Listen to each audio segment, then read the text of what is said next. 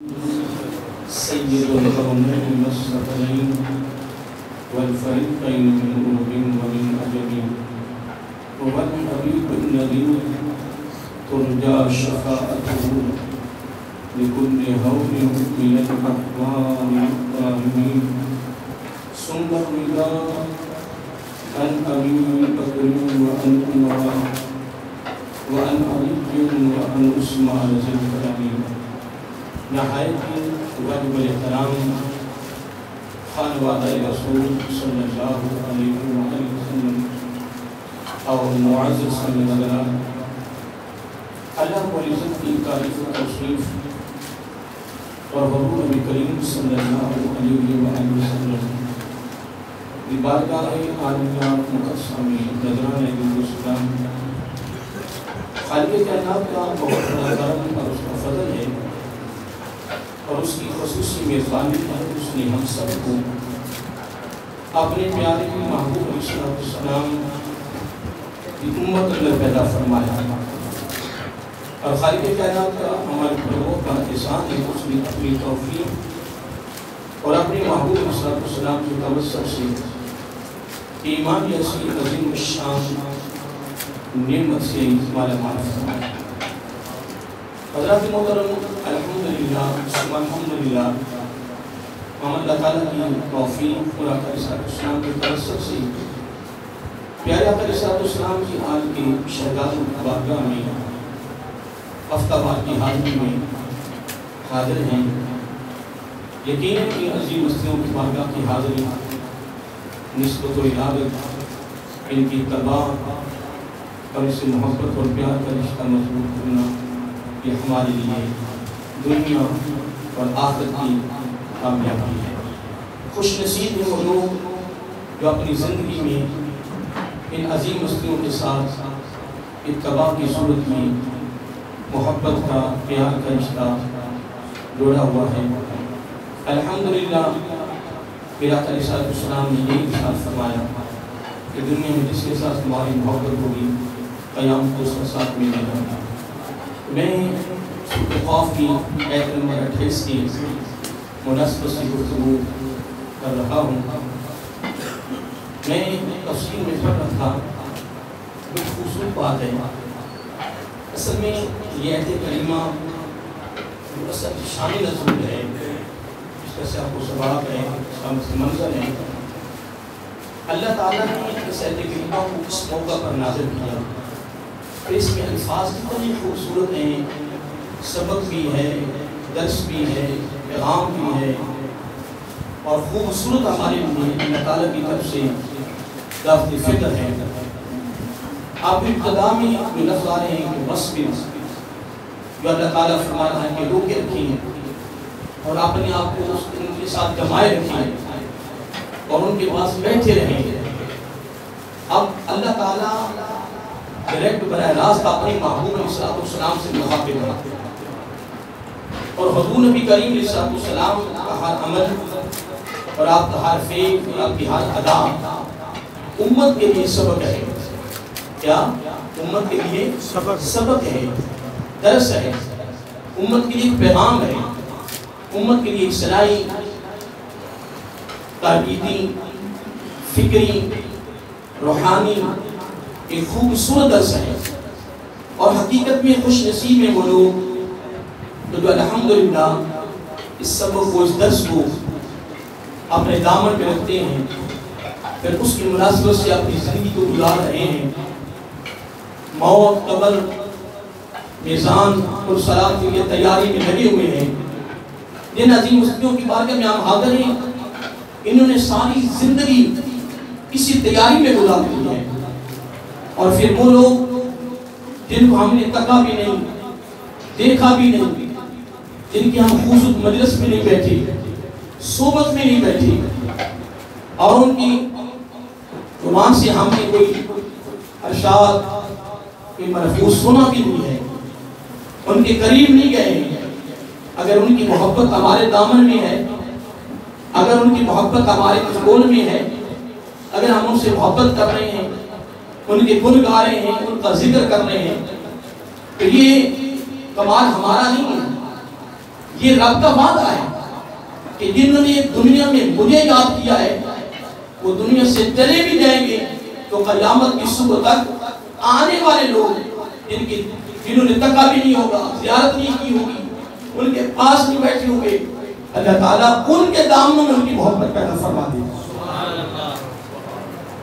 تو میں عرض کر رہا تھا کہ میرے آقا علیہ السلام کی بارگاہ میں حضرت بلال حبشی رضی اللہ تعالی عنہ، حضرت صہیب رضی اللہ تعالی عنہ، حضرت خبیب رضی اللہ تعالی عنہ، حضرت ابن مسعود رضی اللہ تعالی عنہ غریب تر تھے، غربت میں تھی، کچھ نہیں تھا دامن میں، لیکن آقا علیہ السلام کے گرد طواف کرتے رہتے تھے، آقا کے قریب رہتے تھے، تن من دل جو کچھ تھا آقا علیہ السلام کی محبت پر، آقا علیہ السلام کے پیار پر، آقا علیہ السلام کے حکم پر قربان کر دیتے اور ہر وقت آقا علیہ السلام کے ساتھ وابستہ رہتے، جڑے رہتے، اور ان کی یہ ادا اللہ تعالیٰ کو بڑی پسند تھی، اللہ تعالیٰ کہ ہاں ان کا یہ عمل بڑا پسند تھا، ان کا یہ فعل اللہ تعالیٰ کی بارگاہ میں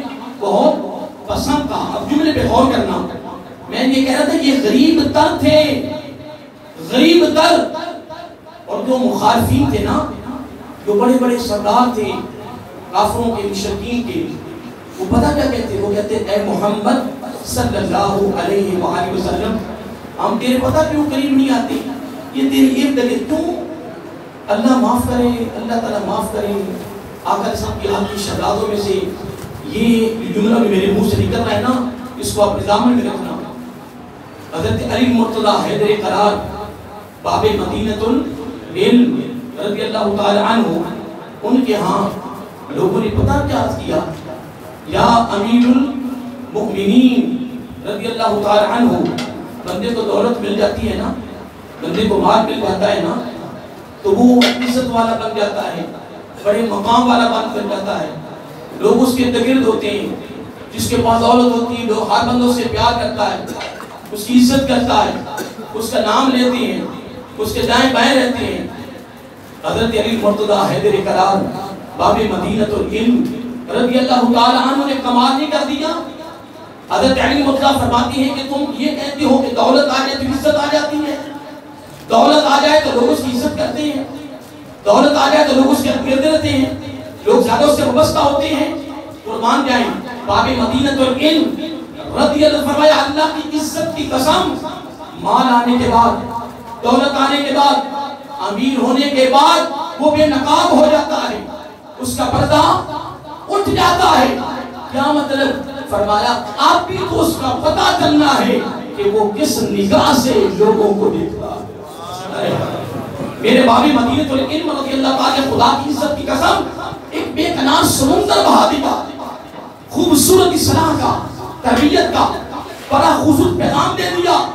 فرمایا توجہ رکھنا، غور کرنا، کہ ایسا نہ ہو کہ دولت آنے کے بعد تو لوگوں کے ہاں اپنی نگاہ میں گرا دے، تکبر پیدا ہو جائے، غرور پیدا ہو جائے، بڑائی پیدا ہو جائے، اور تو لوگوں کو سمجھے کچھ نہ کہ یہ ہماری نگاہ میں کیا ہے۔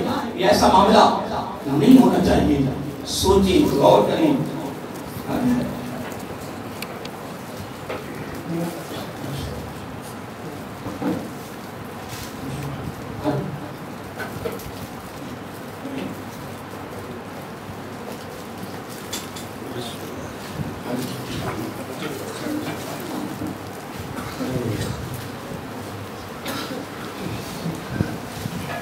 تو میں باب مدینۃ العلم رضی اللہ تعالیٰ عنہ کا آپ تک یہ قول پیش کر رہا تھا، آپ یہاں بیان کر رہا تھا کہ لوگ کہتے ہیں کہ دولت آنے کے بعد، امیر ہونے کے بعد عزت اور وقار، لوگ وابستہ ہیں، اور حقیقت بھی ہے۔ آپ ماشاءاللہ یعنی علم ہے، ماشاءاللہ آپ کا تجربہ ہے، اہل شعور ہے، اور حقیقت وہ بھی ایسا رہا ہے۔ اس کے بعد دولت کے حال بھی اس کا ہے، اس کے آگے پیچھے نہ عزت ہو رہی ہے، لوگ اس سے وابستہ ہیں، اور جو رشتہ داروں میں غریب اس کو پوچھنے والا نہیں ہے، محلے میں غریب اس کو پوچھنے والا نہیں ہے، سلام کرنا پسند نہیں کر رہا، دیکھنا پسند نہیں کر رہا۔ قربان جائیں، میرے علی رضی اللہ تعالیٰ نے باب مدینۃ العلم نے کمال کر دیا. فرمایا لوگوں میرے ہاں عزت پیسہ نہیں ہے, عزت دولت نہیں ہے. فرمایا میرے نزدیک تو پتہ چلنا اس کا جب اس کے بعد دولت آئی ہے, مال آیا ہے, امیر ہوا ہے. فرمایا میں علی کہتا ہوں رضی اللہ تعالیٰ عنہ اب بھی تو اس کا پتہ چلنا ہے. اب اس کا نقاب اٹھ گیا ہے, اس کا پردہ اٹھ گیا ہے, وہ بے نقاب ہو گیا ہے. اب بھی تو اس کا پتہ چلنا ہے کہ وہ لوگوں کو کس نگاہ سے دیکھتا ہے. اور حقیقت بھی ہے 4-5 بھائی ہوتے ہیں, اگر ان میں سے امیر ہو جائے تو وہ اپنے سب کے بھائیوں کو کچھ نہیں سمجھ رہا. 4-5 دوست آپس میں ایک امیر ہو جائے تو اپنے دوستوں کو کچھ نہیں سمجھ رہا. یہ ہماری زندگی کی کیا اصول ہے, یہ ہماری زندگی کے کیا نظام ہے یار. لیکن قربان جائیں جس عہد کریمہ میں گفتگو کر رہا ہوں, غیروں نے یہی تو کہا تھا کہ اے محمد صلی اللہ علیہ وسلم ہم تیرے نزدیک آنے کے لیے تیار ہیں, ہم تیرے نزدیک بیٹھنے کے لیے تیار ہیں. لیکن یہ جو بلال رضی اللہ, یہ جو خبیب رضی اللہ تعالیٰ, یہ جو حضرت صہیب رضی اللہ تعالیٰ, یہ حضرت مسعود رضی اللہ تعالیٰ, یہ ہمیں پسند نہیں ہے. غریب تھے نا, پیسہ نہیں تھا نا, دولت نہیں تھی نا, یہ ہمیں پسند نہیں ہے. ہمیں ہماری نگاہ میں ان کو کوئی مقام نہیں, کچھ نہیں ہم سمجھتے. ان کو اپنے سے دور کریں, ہم آپ کے قریب آ جاتے ہیں. لیکن قربان جائیں, لیکن یہ وہ شخصیات تھیں جن کی عبادت بھی کمال تھی, جن کی ریاست بھی کمال تھی, جن کی قربانی بھی کمال تھی, جن کی اتباع بھی کمال تھی, جن کی میرے آقا کے ساتھ محبت اور پیار بھی کمال تھا. غریب تر تھے لیکن جہاں بھی قربانی کا موقع آیا ہے دریغ نہیں کی ہے. تن من دھن سب قربان کرنے کے لیے تیار تھے اور تیاری میں رہتے تھے. رب کو یہ بات پسند نہیں آئی. تو یہ قرآن ہے نا, یہ ہمارے لیے خصوص سبق ہے نا, یہ درس ہے نا. یہ تو نہیں جناب کہ ہر اتوار کو میں بیان کر رہا ہوں تم سن رہے ہو, ٹھیک ہے جی سنائی جاؤ پھر سنی جاؤ. یہ محترم یہ بات نہیں ہے. ہم نے الحمدللہ آخر صلی اللہ علیہ وسلم کی آج کی شہادتوں کی ہفتہ وار جو ہم حاضری دے رہے ہیں, جو ہمیں یہاں سے پیغام مل رہا ہے, اور اگر حقیقت میں دیکھا جائے تو وہ انہی کے لیے, انہی کی طرف سے پیغام ہمیں مل رہا ہے, کیونکہ انہوں نے اپنی پوری زندگی اپنی آقا علیہ السلام اپنے نانا جان کی سیرت, اپنے کردار, اپنے اعمال کے مطابق گزاری اور ایک ایک ادا کو ادا کیا. لیکن یہ عمل رب کو پسند نہ آیا. اب اللہ تعالیٰ ڈائریکٹ اپنے محبوب علیہ السلام سے مخاطب ہے. اب توجہ طلب, اللہ تعالیٰ فرمایا فاصبر. اصل میں اللہ تعالیٰ نے اپنے محبوب علیہ السلام سے فرمایا, سبق ہمارے لیے بن گیا.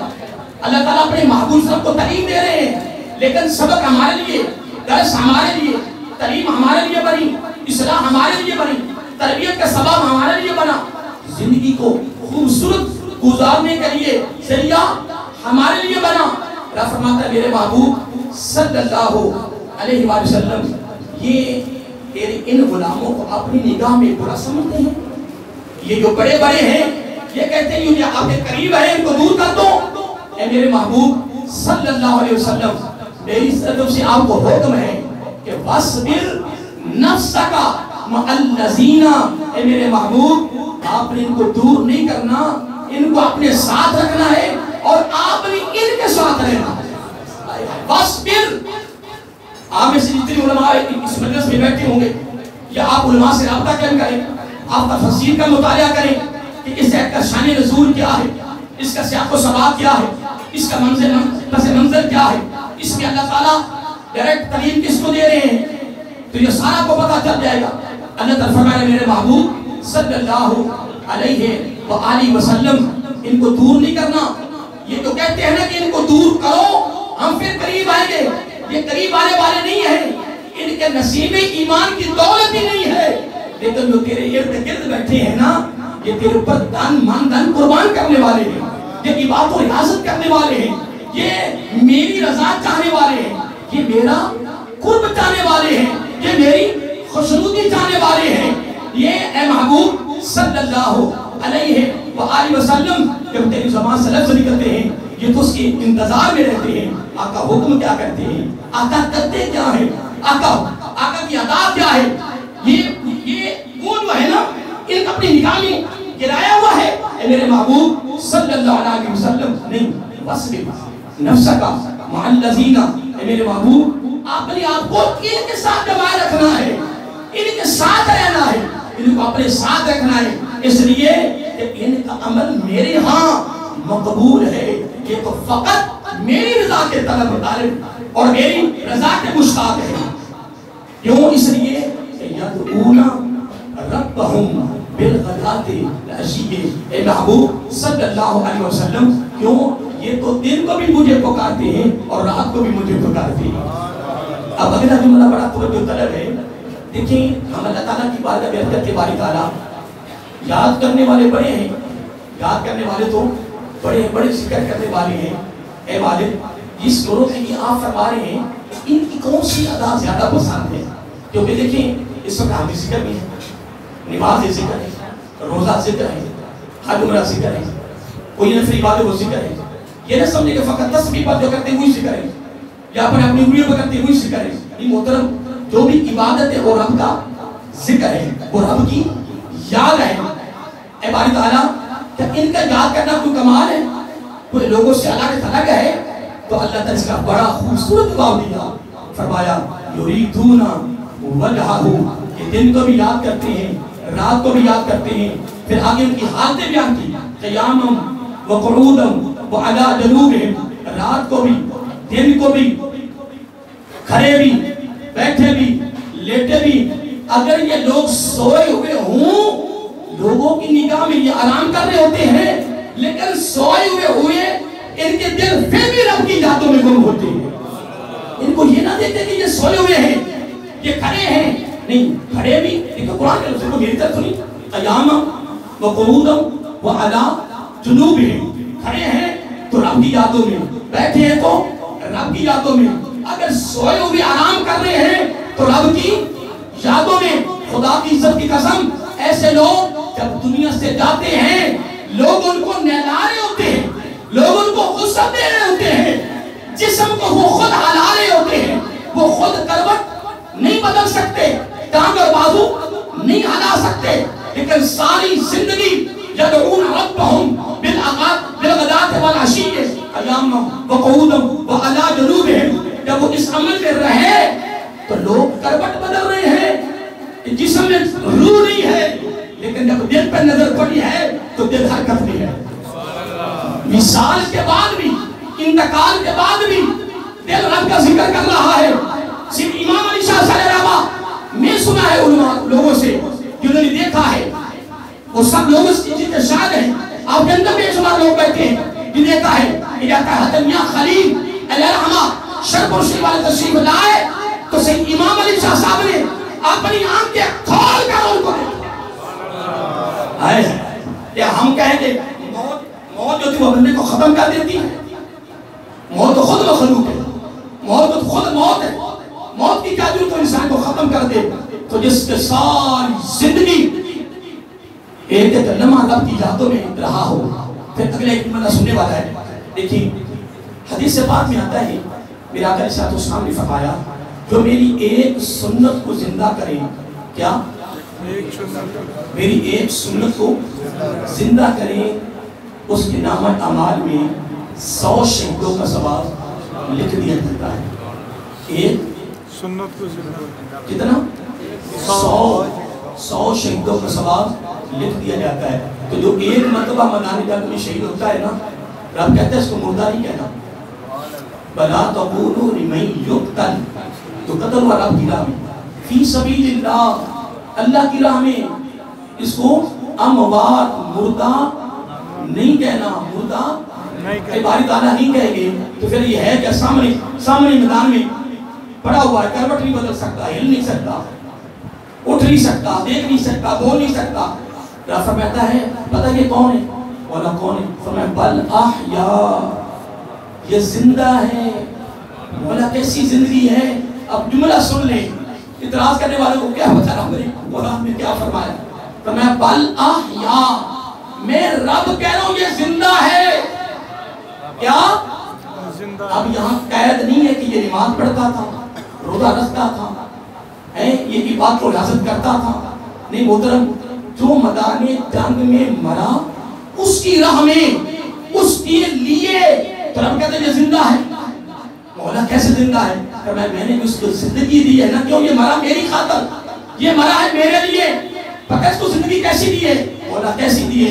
فرمایا وَلَٰكِنْ لَا تَشْعُرُونَ، میری نے تو کتنی کمال زندگی دی ہے کہ جو کسی کی سمجھ میں آنے والی نہیں ہے، کسی کی عقل میں آنے والی نہیں ہے۔ اگر کوئی شخص نماز نہ پڑھتا ہو، روزہ نہ رکھتا ہو، عبادت و ریاضت نہ کرتا ہو، میدان جنگ میں چلا جائے، کفر اور اسلام کے درمیان جنگ میں وہ شہید ہو جائے، تو رب کہتا ہے یہ زندہ ہے۔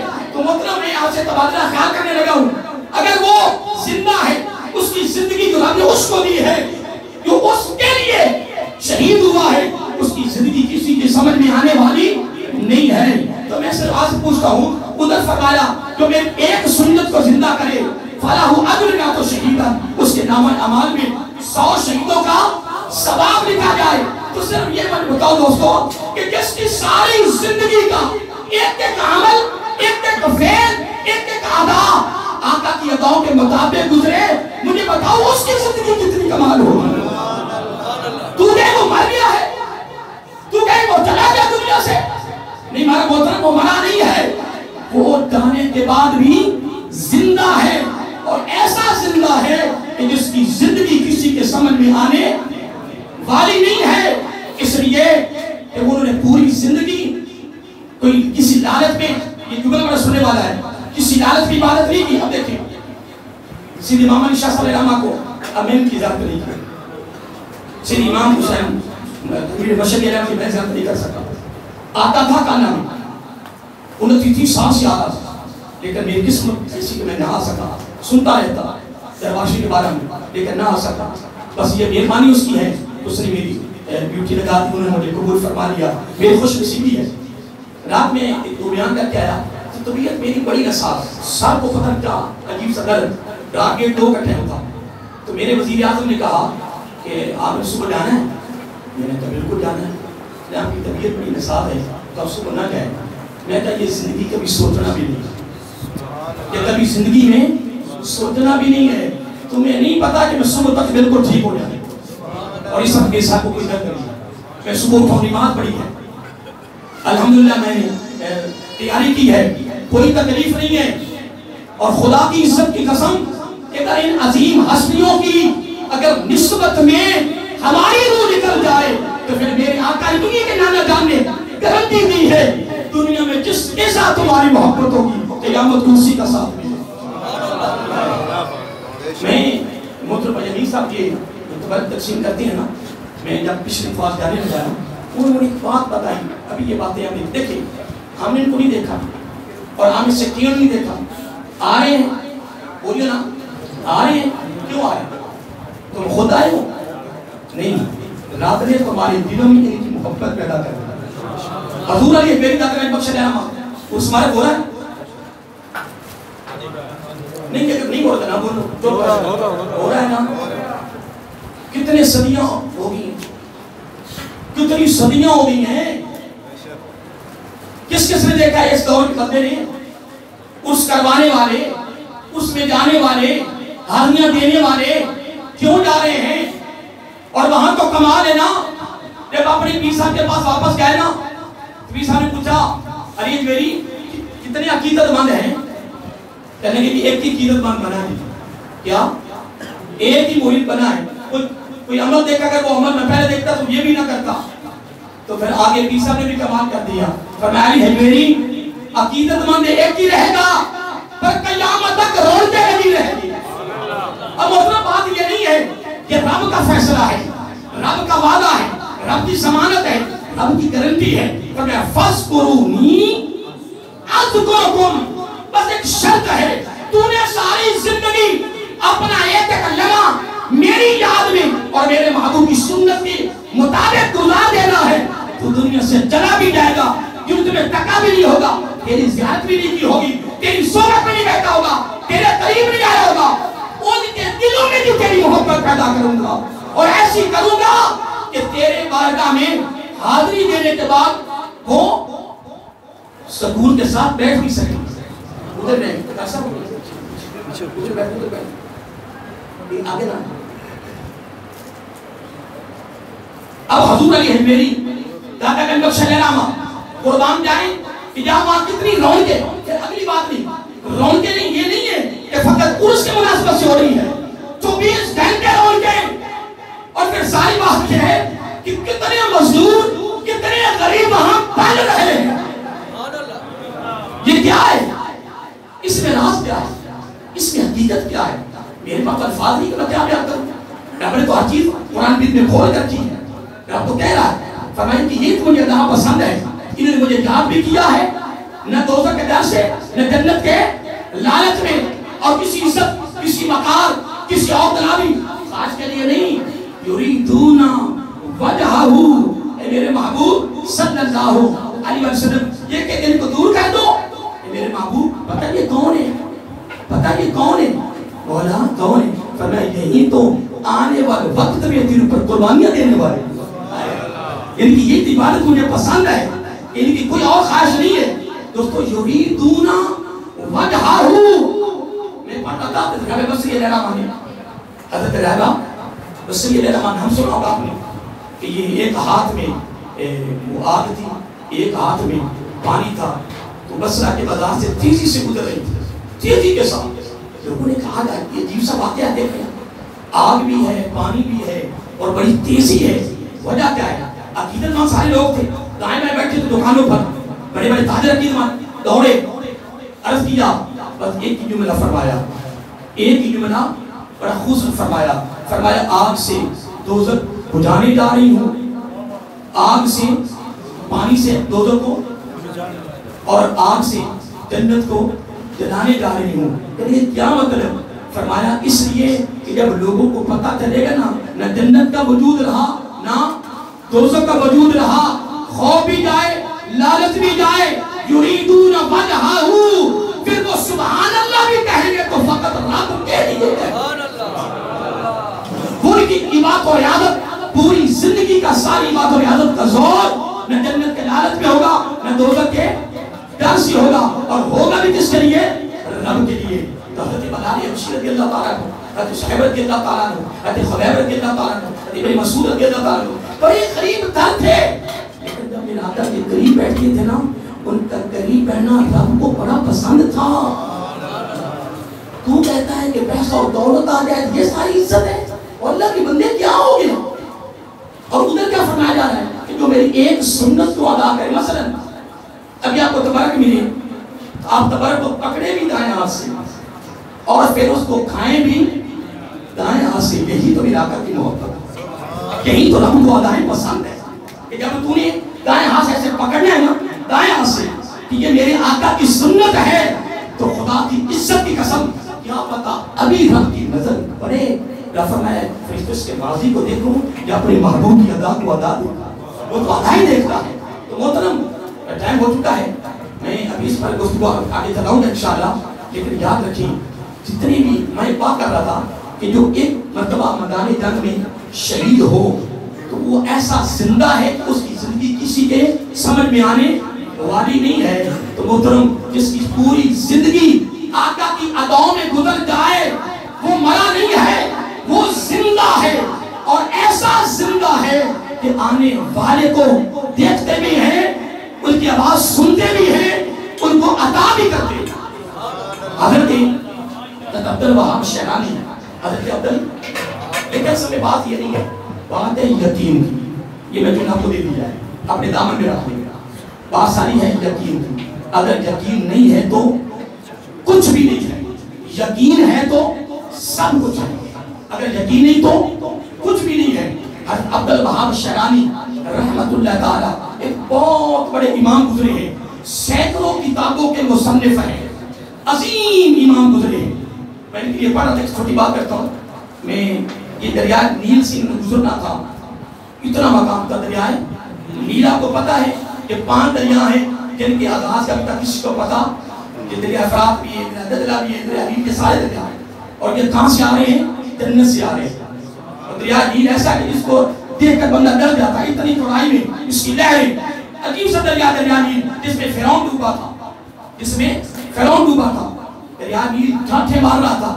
عبد الوہاب شیرانی رہنا مانے دوسرے کنارے جانا ضرور تھا, پول بڑی دور تھی, لیکن قربان جائیں جو اللہ والے ہوتے ہیں نا, پھر رب ان کے انتظام بھی بڑا خوبصورت بناتے ہیں. مگرمچھ ایک درندہ ہے، مگرمچھ بندے کو نقصان دینے والا ہے، لیکن قربان جائیں رب انتظام بھی خوبصورت کرتا ہے نا. مگرمچھ آیا اور آگے آگے ایسے جناب اس طرح منار کر ایسے کر رہا ہے، آپ سمجھ گئے، آپ اس کے اوپر سوار ہوئے اور مگرمچھ دریائے نیل سے گزر رہا ہے اور دوسرے کنارے اتار کے اجازت لے کر واپس کر رہا ہے. کوئی اس کا ہو تو جائے نا، اس کا کوئی ہو کر دیتے تو صحیح. ہم سے ہوا نہیں جا رہا نا، ہم صرف باتوں تک رہ گئے، تقریروں تک رہ گئے، بس جناب کیا کر رہے ہیں. لیکن یہ محترم خدا کی قسم تو جس کا ہو جاتا ہے تو پھر جس کا رب ہو جائے پھر وہ دنیا سے چلا بھی جائے تو لوگوں کے دلوں میں رب ایسی محبت کرتا ہے، پھر حاضریاں بھی ہوتی رہتی ہیں، عید بھی جاتے رہتی ہیں. تو میں ایک بات کرنا چاہ رہا تھا، اس بات میں ختم کرتا ہوں. بھائی امیر صاحب میں ادھر گزر رہا تھا، بھائی امیر صاحب کی منہ سے میں نے بات سنی، حقیقت ہے میں دل کی بات بتا رہا ہوں. وہ بات بیان کر رہے تھے، کچھ لوگوں کی زبان پر وہ کیا کہتے ہیں لطف ہوتا ہے، سرور ہوتا ہے.